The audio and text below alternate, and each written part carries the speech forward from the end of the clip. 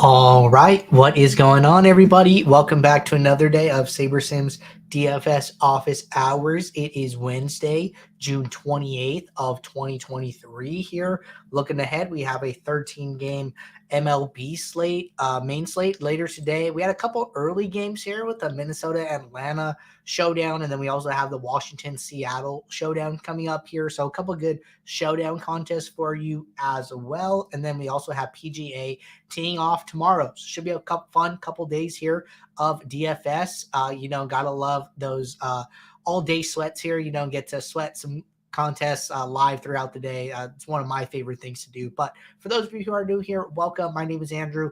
I'm one of the coaches over here at SaberSim. This is a show where we go over how to use the SaberSim app, answer any and all DFS related questions. Questions can come in via support. You can reach us at support@sabersim.com. Questions can come in live in the YouTube chat. Questions can also come in the office hours channel in our Discord server. If you're not in our Discord, there is a link in the description below to get joined up. Highly recommend it. As always, get access to all the individual sport channels where the rest of the SaberSim team and other members of the community are in there talking strategy each and every day. We have a lot of sharp users in the community who are always involved in the conversation. So nice to get their feedback as well. You get access to our similar channels, see when lineups are released, when sims run for that updated news, when players get scratched, etc. So a lot of good reasons to be in the Discord. But with that being said, going to get the app pulled up here.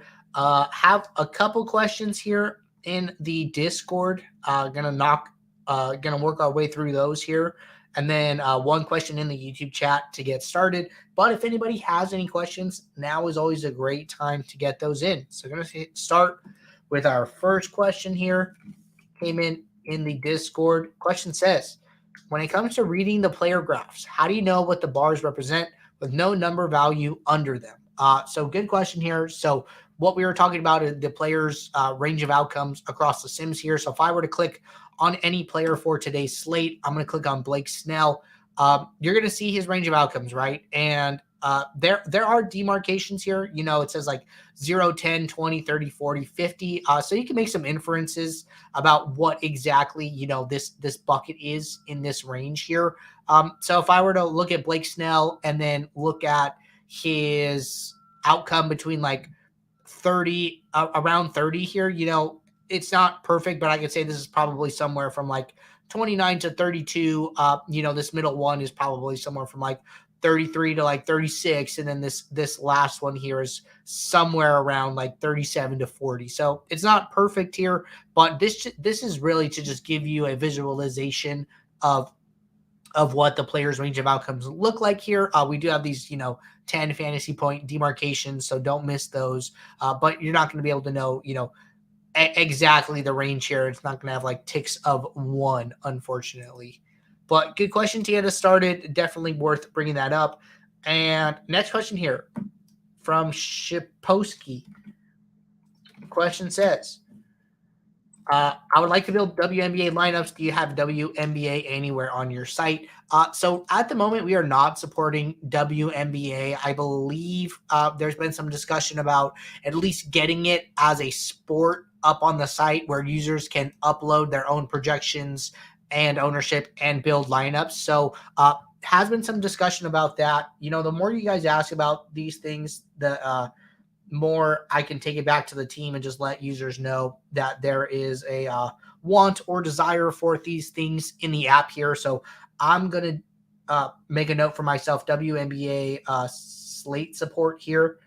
That way users can play that. So I will take that back to the team as a feature request, but any feature requests that come in on this show are, this is great time to bring them up and I can take it back to the team. All right, next question here from Hona Peanut. This question says, is there a difference in EV or quality of lineups if you X out players pre-build as opposed to post-build in PGA? Also, do you feel setting a geo-mean is necessary to avoid dupes in PGA?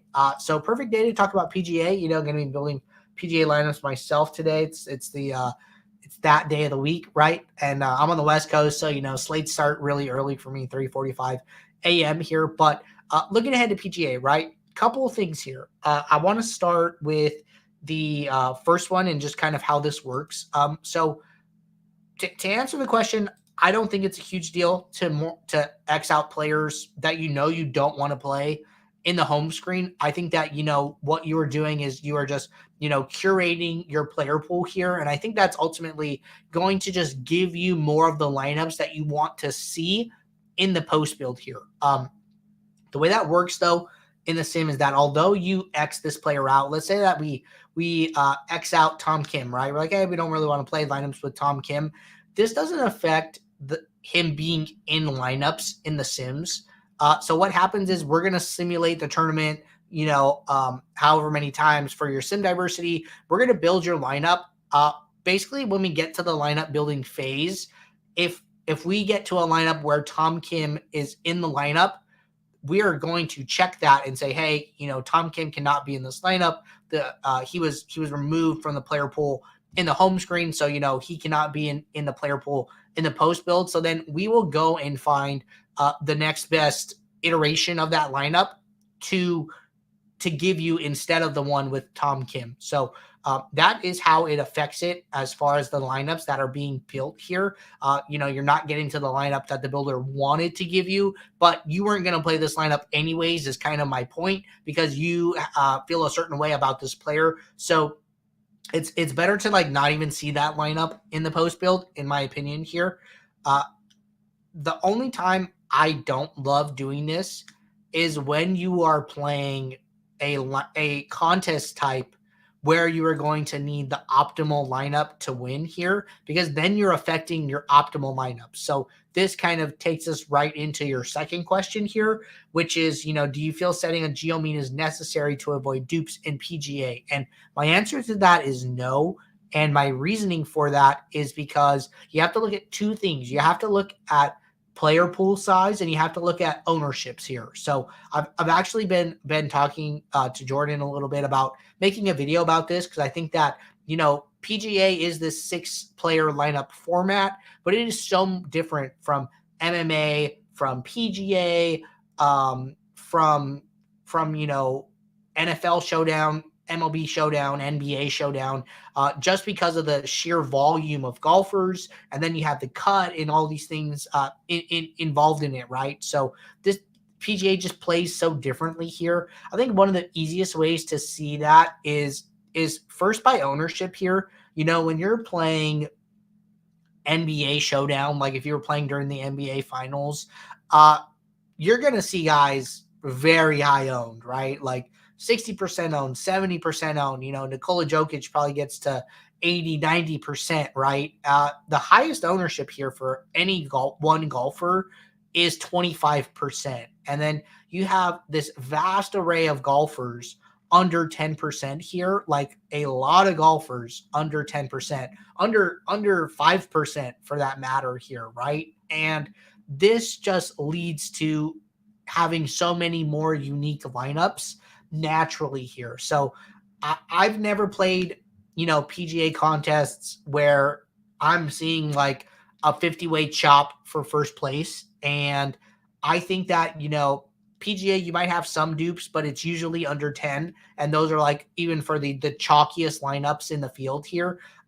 So I don't use a geo mean rule when I play PGA, and I don't think you really need one. The only time I would maybe consider it is weekend showdown if you're playing like round 3 or round 4, but that's specifically because the player pool has shrunk after the cut, right? So you go from this 150 field of golfers, maybe there's 70 golfers after the cut. If there's always a lot of ties, and a certain amount of golfers get through to the weekend. So as the player pool shrinks, and now you have 70 golfers, okay, maybe it's worth considering at that point, right? So one thing that you could always do is just do the geo mean formula and then see what's happening, right? So maybe you just want to check what's going on. So I'm going to, do my build, and I'm going to do a geo mean filter, and I'm going to do 20 dupes divided by the number of entries in my contest to the power of 1 divided by the number of players in the lineup, which is 6 here. figure out what that geo mean value is, just apply it as a filter or see what it looks like and then go from there. But you can only do that if you are on the pro plan here. I know not everybody is on the pro plan. So if you wanted to set the rule just as a safety precaution, you could set it. But in PGA in general, I'm not optimizing or I'm not doing some geo mean step. The way I like to talk about duplication is don't adjust your lineups for duplication until the problem of duplication smacks you in the face. So unless you win a contest and you are duped, 50 times or, 30 times or however many times, I'm not worrying about duplication until that point happens, especially for me here. So those are my thoughts on duplication and geo mean in PGA. So let me know if there's any follow-up there. Next question here from Black Spurs. Question says, what is the best stack size for Yahoo MLB? So this is kind of like another question I've been seeing a little bit here. And, the way that I've been telling people that they should do this. So let's even go over to Yahoo here.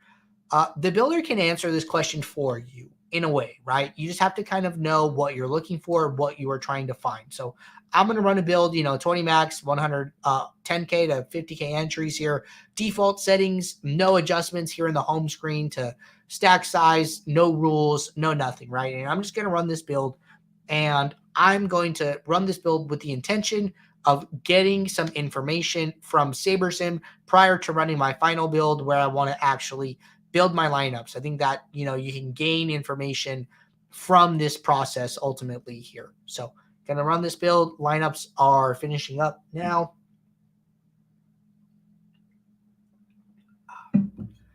And where I'm going to go to get at this information is the stack types tab. And then what I'm going to do is I'm going to sort by pool size here. So on Yahoo, differently from DraftKings, you can stack up to 6 players from the same team here. And what you can do is by sorting by this stack types tab, you're looking at the stack types that are coming up most frequently across all of the lineups that we built for you here. I think that this is a good indication as to what the builder thinks are the best stack types for this slate here. So if I want to know, hey, what are the best types for this slate, I'm going to come into this. I'm going to run a build, come into the stack types, sort descending by pool, and I see that 6 stacks are about 35%, 6 twos are about 30%, and then no other stack is more than 10% here.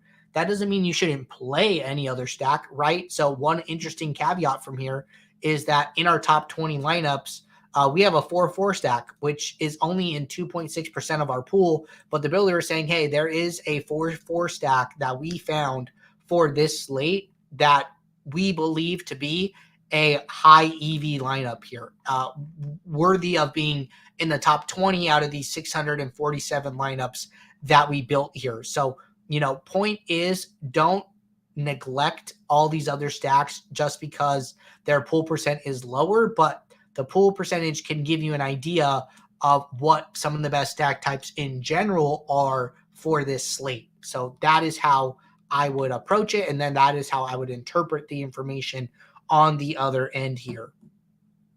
All right, next question in the office hour channel. Question says, hey, Andrew, how do I get my columns to stay where I've sorted them when clicking through different positions/pages? Is there a way I can save my sorted columns for all slates? So this is a good question. I know this is super annoying, and I really apologize for it. What can happen if, for those of you who aren't aware, if you are on the home screen and you say, I want to see my pitches over here next to salary. I want to, maybe I really care about some other thing over here, like hits. I want to see hits and I want to move it. If you move a bunch of columns around and try and get them the way you want, sometimes, going from a build back to the home screen or updating your projections or, switching to another site can cause this to shift back to default here. So what happens is it'll sometimes just automatically go back to default here.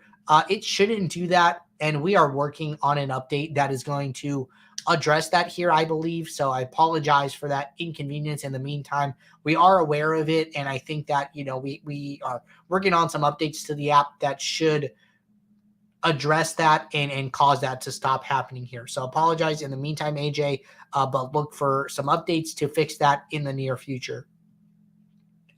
All right, this is our last question here in the Office Hours channel, and then we will be jumping over to the YouTube chat. So see, people are starting to roll in here. Hello, everybody. Happy Wednesday. If you guys have any questions, something on your mind, now is a great time to get that in.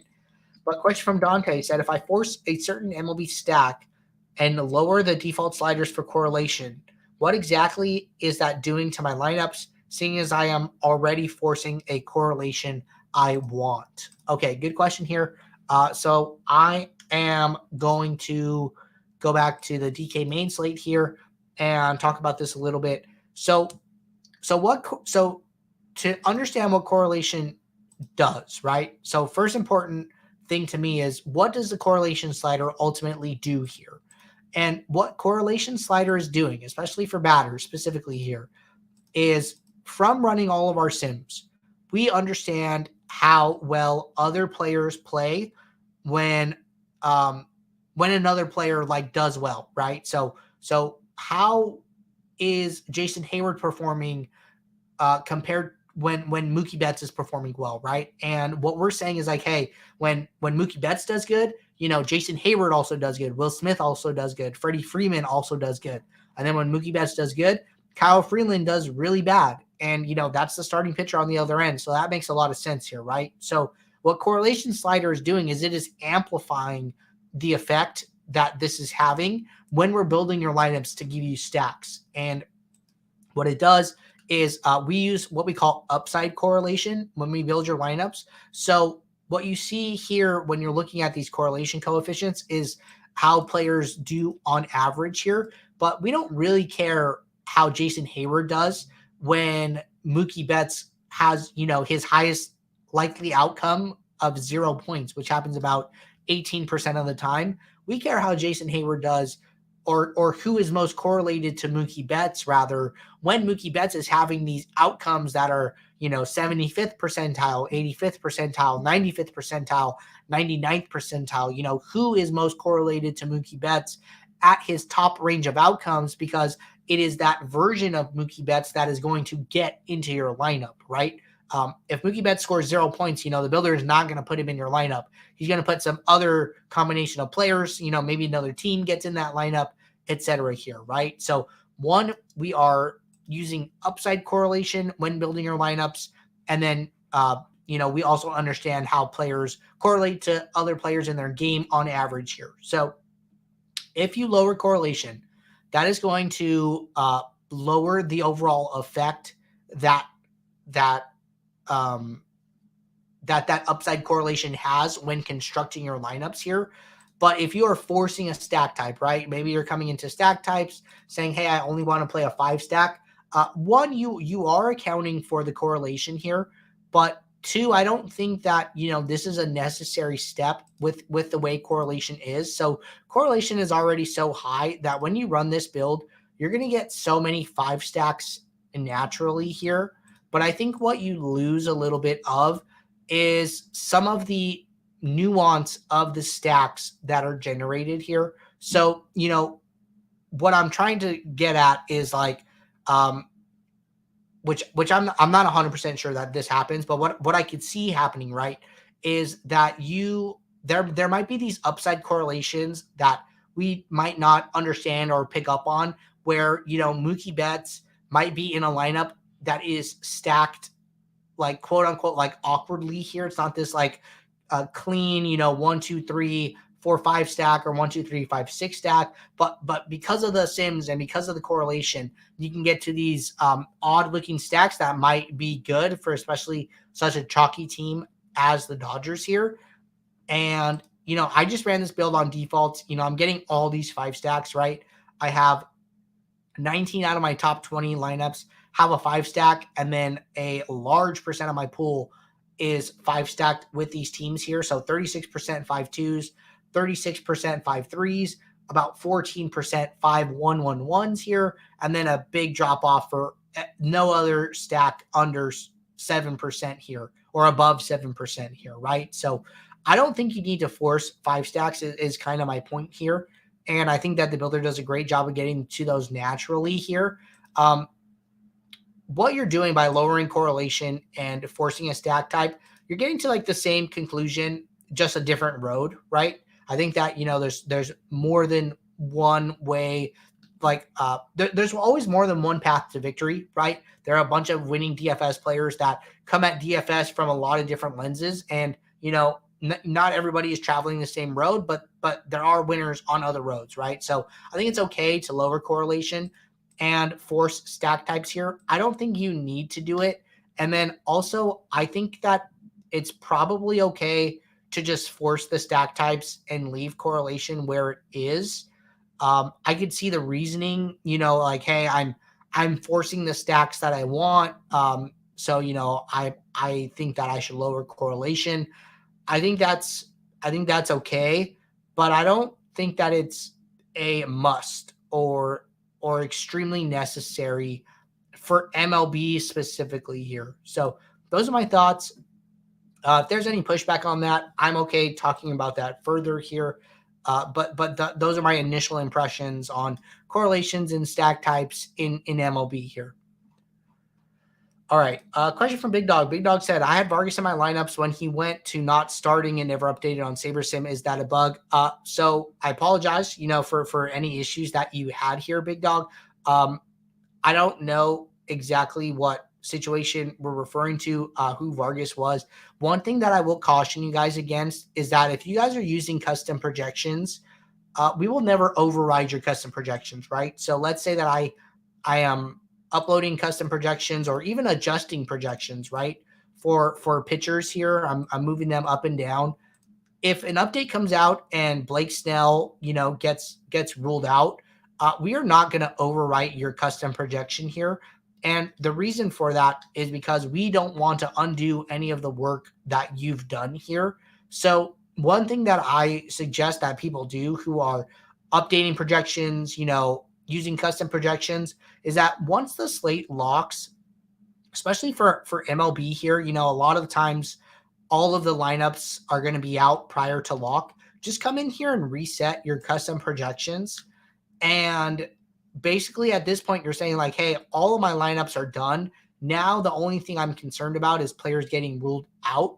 And if you reset your custom projections, if Blake Snell now gets ruled out, the SaberSim projection is going to be updated, and then my projection column will move to 0, and then your red lightning bolt will be activated under that circumstance here. So just remember that if you guys are using custom projections, we're never going to overwrite them because we never want to overrule you here. But that is one of the drawbacks of having custom projections post build, is that you might not get the update that a player has been ruled out. So not sure if that's what happened here. If you guys ever run into what you feel is like a bug and you want to, have somebody look into it further, what you guys can do is go to settings in the top right, use this report a problem link, and then just give us a brief description. Say, Vargas was out, but SS didn't tell me. And then this will give us a lot of detailed information about your session here. We can go into it and look into it further. Our support team, tries to get back to you guys really quickly here, and we can figure out what went wrong. And then if there's an issue on our end, we will fix it. But that is the best way to get some feedback as to what you believe may or may not have been a bug. Just send it in and the support team will let you know what happened. All right, question from FE. FE said, I watched the PGA build from Jordan. Is there anything else you can add or suggest to help with putting together competitive lineups? So haven't seen the video from Jordan in a little bit here, but I know that Jordan's process is pretty sound here. What I would say is that, sometimes less is more with SaberSim here. And I think that, that point cannot be stressed enough sometimes.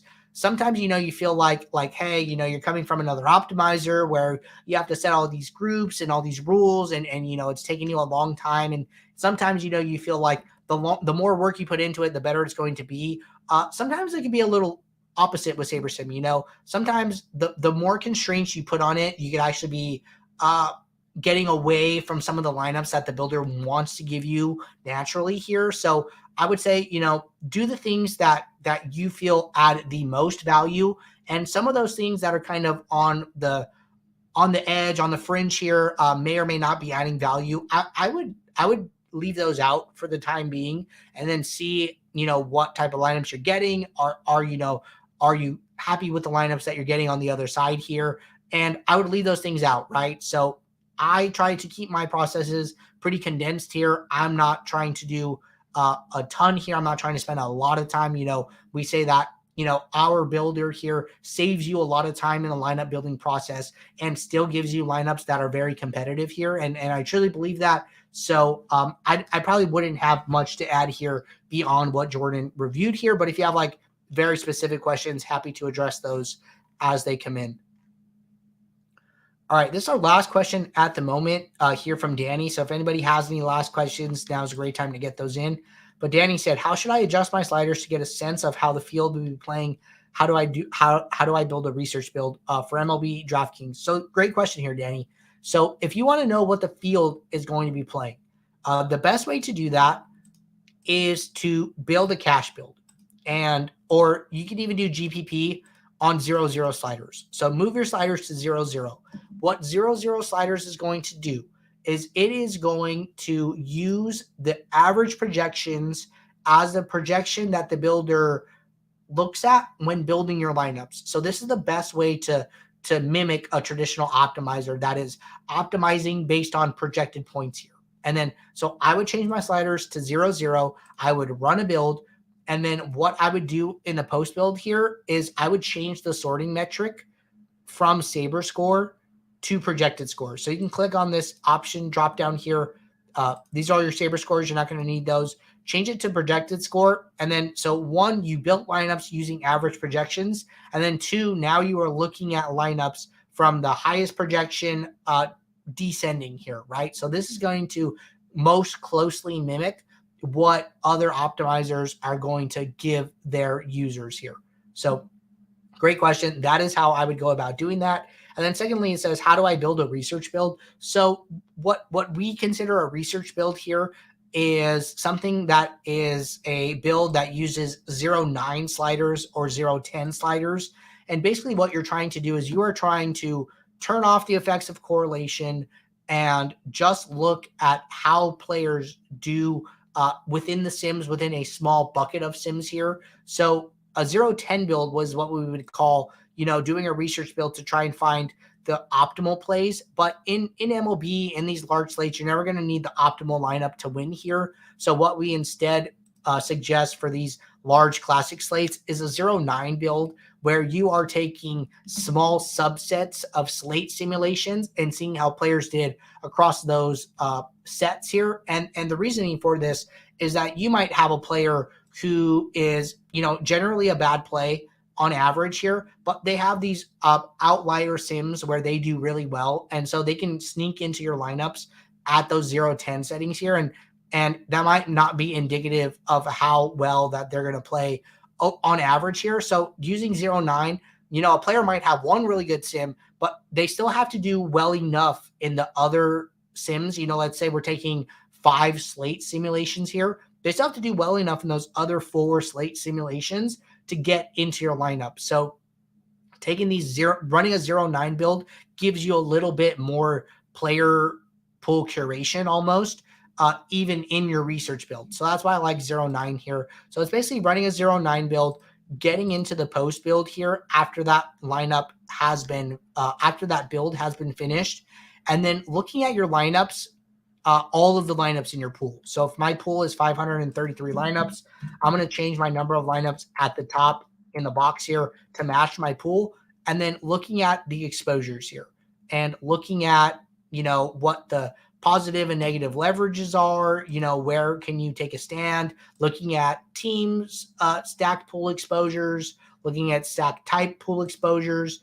On a player level, my favorite place to look is like for pitchers specifically here. Where are pitchers that may be under-owned or over-owned, right? And for me, that's Christian Javier is like our highest positive leverage play. Really interesting, Michael Grove is a positive leverage play for us. Pitching in Coors going to be very people are not going to want to play him in Coors, right? People are probably staying away from Coors pitchers here, but he's really interesting. So looking at positive, negative leverages, looking at who we think are the worst plays on the slate, the best plays on the slate, looking at all of your lineups is what I am trying to gather from a research build here. But good question, Danny. All right, we are all caught up with questions at the moment here, but while I wait for any last questions to come in, just want to remind you guys, if you guys are not playing over on Owner's Box, highly recommend taking advantage of it. We started a partnership with Owner's Box at the beginning of the MLB season here, being the first major optimizer to support them. They are a smaller up-and-coming DFS site, but they are gaining traction, and we have been very happy with the partnership to date. So by playing over on Owner's Box, you can capitalize on overlaid contests. A lot of the contests overlay frequently have contests where they are paying you to play. They have reduced rake or they have no rake at times. The competition on Owner's Box, the player user population there is generally softer than what you're going to find on DraftKings, FanDuel, or Yahoo. When you use promo code SABER or SaberSim, when you sign up, get a $500 deposit bonus, and we will track your entry fees for you, and you can earn free months of SaberSim just by playing on the site. Each time you hit one of our entry fee thresholds, we will ask you if you want to cash in on that free month. If you do, we will reset your tracking to 0, and then you will automatically restart tracking towards your next free month. There is no limit on the amount of credit that you can earn. But with that being said, here with no more questions at the moment, looking ahead to tomorrow, if you guys are building lineups throughout the day, question pops in your head, drop it in the Office Hours channel. Let it sit there until tomorrow, gets us a steady queue of questions to get started with for our next show here. But until tomorrow, take care. Good luck in the contest. I will see you all. Thanks. Bye.